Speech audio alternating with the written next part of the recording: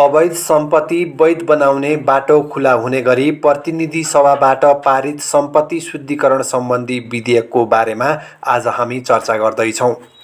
यो विधेयकले के भन्छ र यो विधेयकमा के छ भनेर जान्न चाहनुहुन्छ भने भिडियोलाई अन्तिमसम्म हेरेर साथ दिनुहोला। नमस्कार, म किशन अर्याल। तपाईहरू हेर्दै हुनुहुन्छ लुम्बिनी अनलाइन टिभी।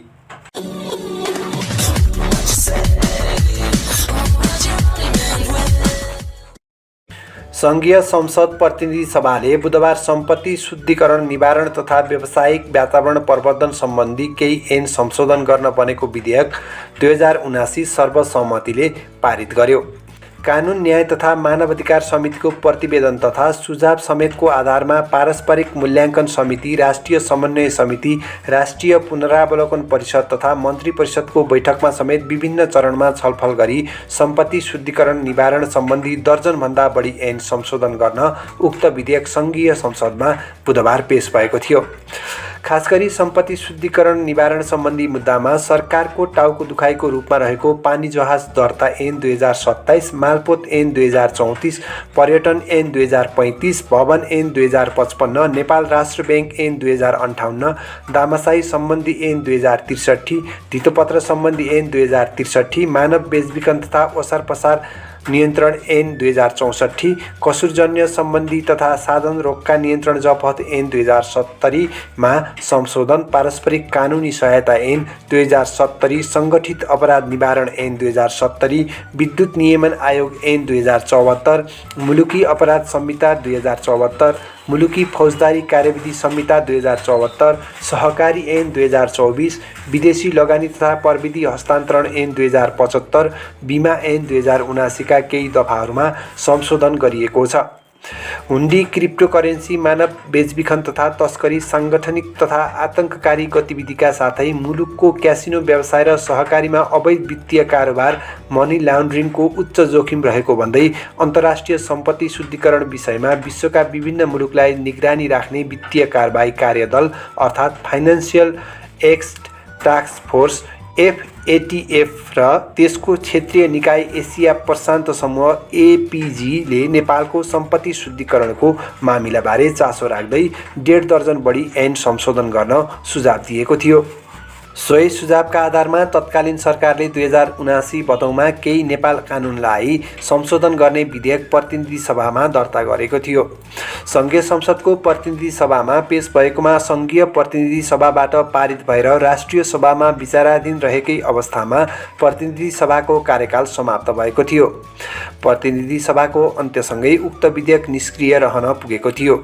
2079 साल मङ्सिरपछि नयाँ प्रतिनिधि सभा बनेसँगै सरकारले अघिल्लो संसदले पारित गरी निष्क्रिय रहेको उक्त विधेयकमा समावेश भएका विषयमा पारस्परिक मूल्याङ्कन समिति, राष्ट्रिय समन्वय समिति, राष्ट्रिय पुनरावलोकन परिषद तथा मन्त्री परिषदको बैठकमा समेत विभिन्न चरणमा छलफल गरी परिमार्जन भएको विधेयक पुनः प्रतिनिधि सभामा पेश गरेको हो।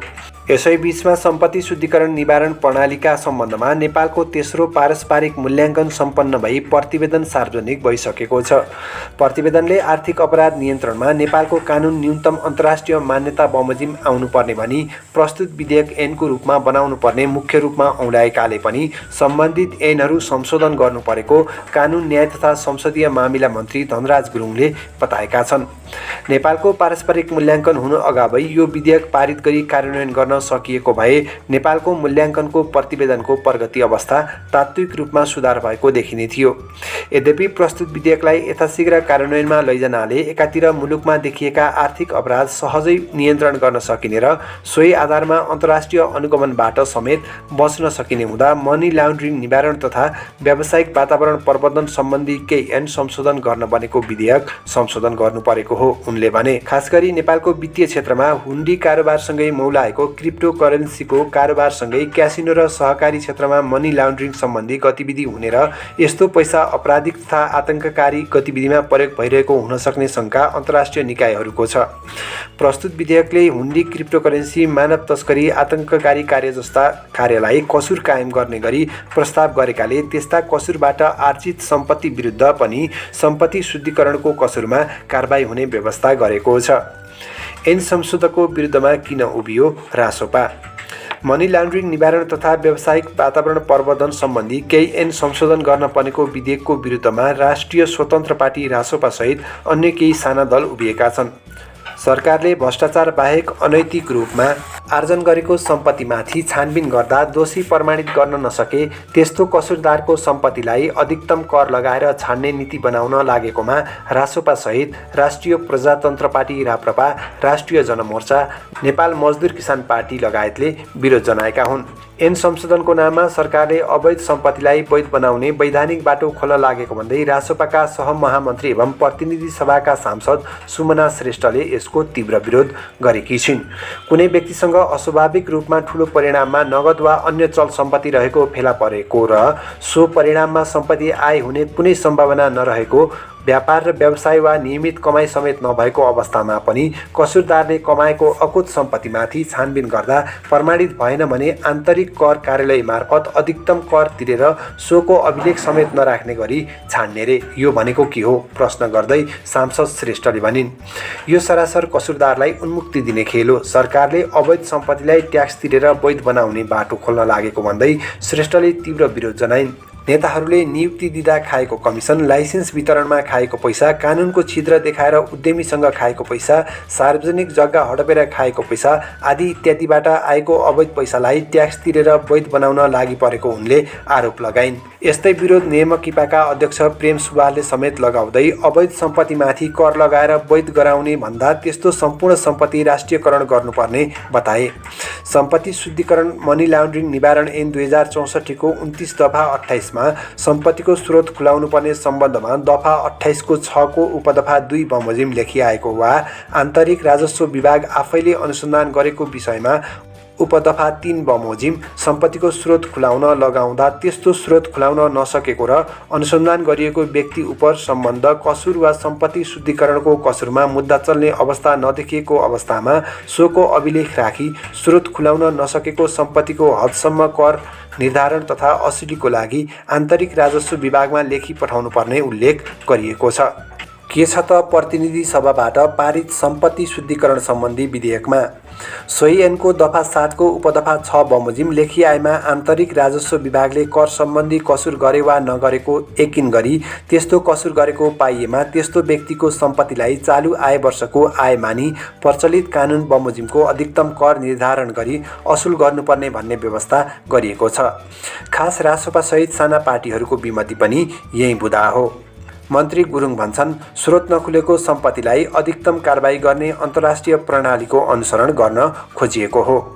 सम्पत्ति शुद्धिकरण निवारण ऐन 2074 दफा 3, 5 र 28 बमोजिम राज्यका फरक फरक अनुसन्धान गर्ने निकायले अनुसन्धान गर्दा समेत अपराध स्थापित गर्न नसकेको तर्फ अस्वाभाविक सम्पत्तिदेखि सोको स्रोत खुलाउन नसकेको अवस्थामा सोलाई करको दायरामा ल्याउनै पर्ने अन्तर्राष्ट्रिय मान्यता बमोजिम अनुसन्धान गर्ने निकायले मात्र आफै निर्णय नगरी आफूले गरेको अनुसन्धानको विस्तृत विवरण सम्पत्ति शुद्धिकरण अनुसन्धान विभागमा पठाउने र सो विभागले समेत थप छानबिन गर्दा स्रोत खुलाउन नसके त्यस्तो सम्पत्तिलाई आन्तरिक राजस्व विभागमा पठाउने व्यवस्था गरिएको छ।